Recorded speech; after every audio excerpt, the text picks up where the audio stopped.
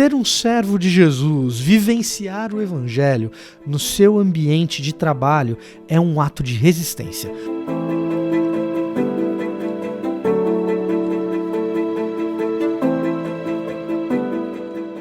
Olá, eu sou o Victor Fontana, esse aqui é o meu canal, ele pode ser um pouco seu também, para isso basta que você se inscreva nesse canal, deixe o seu like, o seu comentário, tudo isso é muito bem-vindo, tudo isso ajuda o próprio YouTube a te ajudar e sugerir vídeos com esse tipo de temática. Se você gosta de espiritualidade, de Bíblia, de teologia, você não pode deixar o like para depois. Quando você deixa o like agora, você sinaliza para o YouTube. Me recomenda mais conteúdo assim. Quando você comenta, em especial aquele comentário mais longo, isso também acontece. E hoje eu quero falar com você sobre algo que é muito comum no ambiente de igreja. Poxa, sempre me falam que eu tenho que ser um testemunho, eu tenho que ter um testemunho, ser uma testemunha de Cristo no meu ambiente de trabalho, mas como que isso funciona? Eu estou no meu ambiente de trabalho, é um trabalho secular, eu sou um missionário ali, e eu queria deixar um primeiro princípio, pelo menos um, para que no ambiente corporativo ou de repente no varejo, você está numa loja, você é um lojista, ou de repente você trabalha na indústria, onde você trabalhar, onde quer que seja, numa repartição pública, pelo menos um princípio para que você testemunhe do Evangelho de Jesus Cristo. E o princípio é esse: ser um servo de Jesus no seu ambiente de trabalho é um ato de resistência. E resistência a ideias estranhas ao Evangelho, que estão em tensão com aquilo que nós aprendemos a respeito de Jesus, com aquilo que nós aprendemos que Jesus quer que nós sejamos. Ser parecido com Jesus em qualquer ambiente causa alguma estranheza. No ambiente de trabalho não é exceção, pelo contrário, é talvez o grande ambiente no qual você vai topar aí com resistências. Eu tenho um amigo, chama Guilherme, os colegas de trabalho dele, quando ele era essa pessoa resistente às ideias do ambiente de trabalho, o pessoal chamava ele de Guilherme, o homem que não viveu, porque ele não sabia aproveitar os prazeres dessa vida que ele corretamente recusava.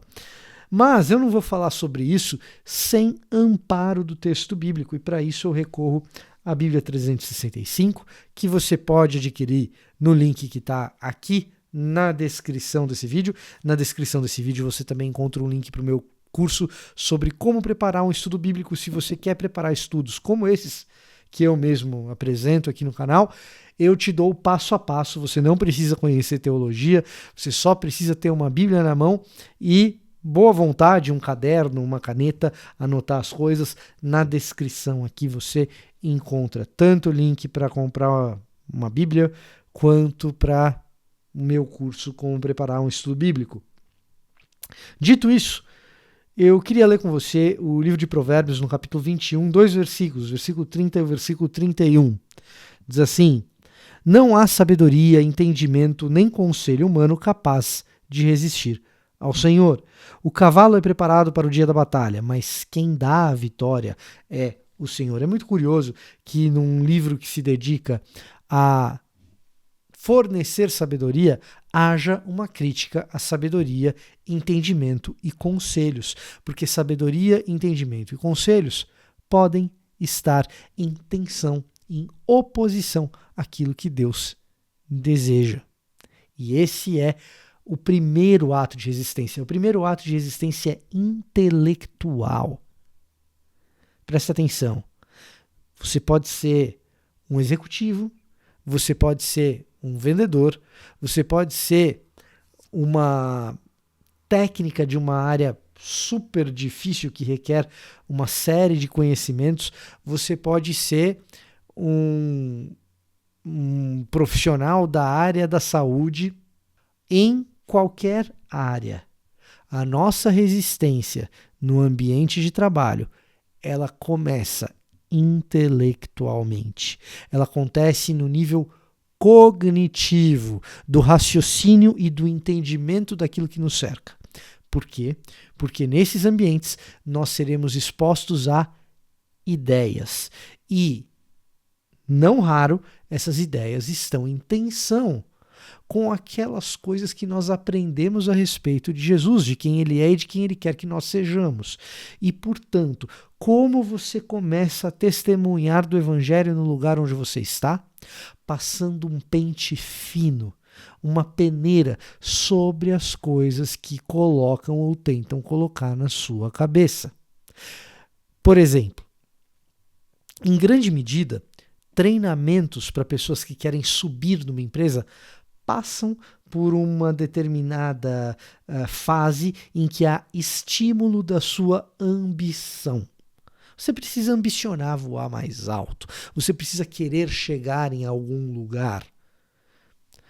Essa ambição, ela pode ser uma ambição boa, alguém ambiciona algo bom, ela pode ser profundamente antagônica ao Evangelho. Que tipo de ambição a gente tem e que tipo de ambição a gente está estimulado a ter?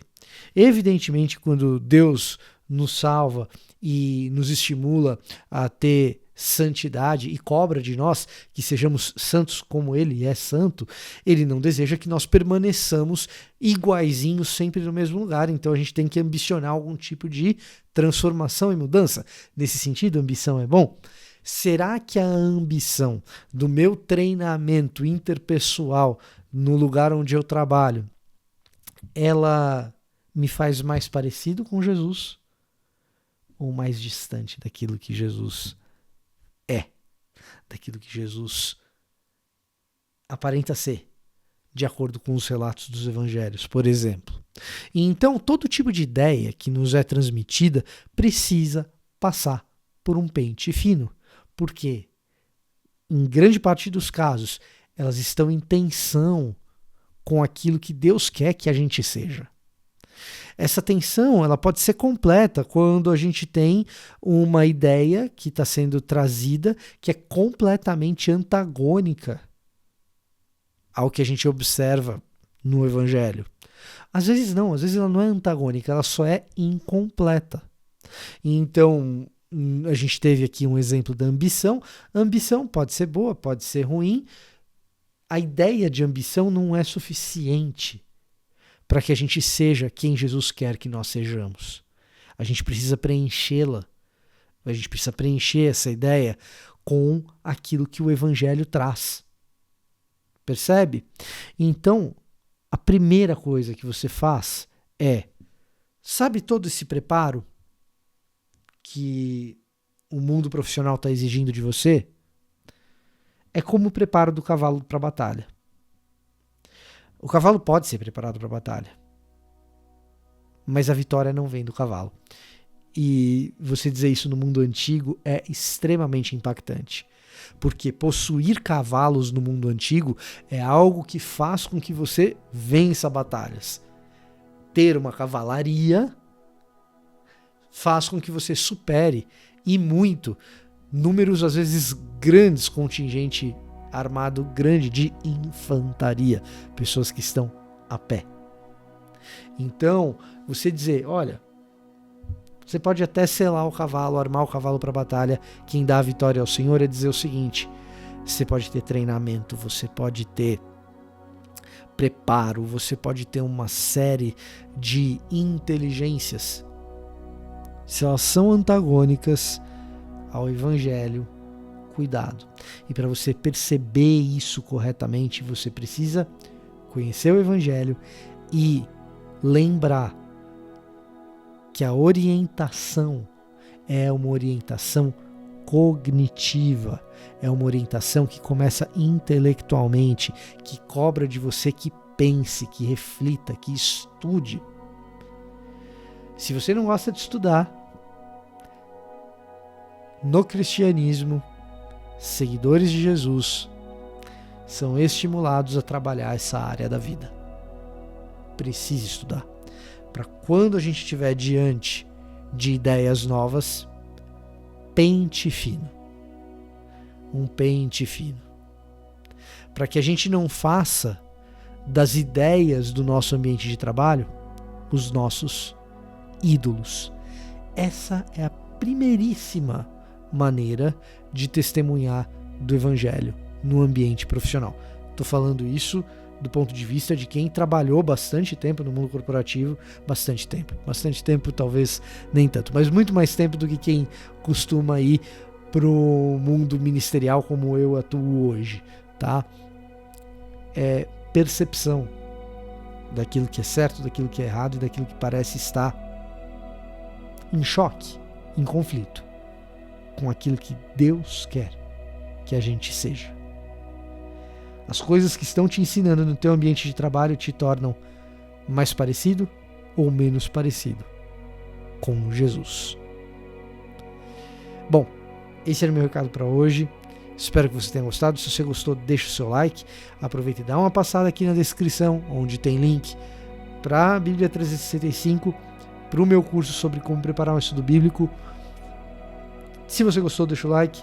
Esse era o meu recado. Eu vou ficando por aqui. Até a próxima.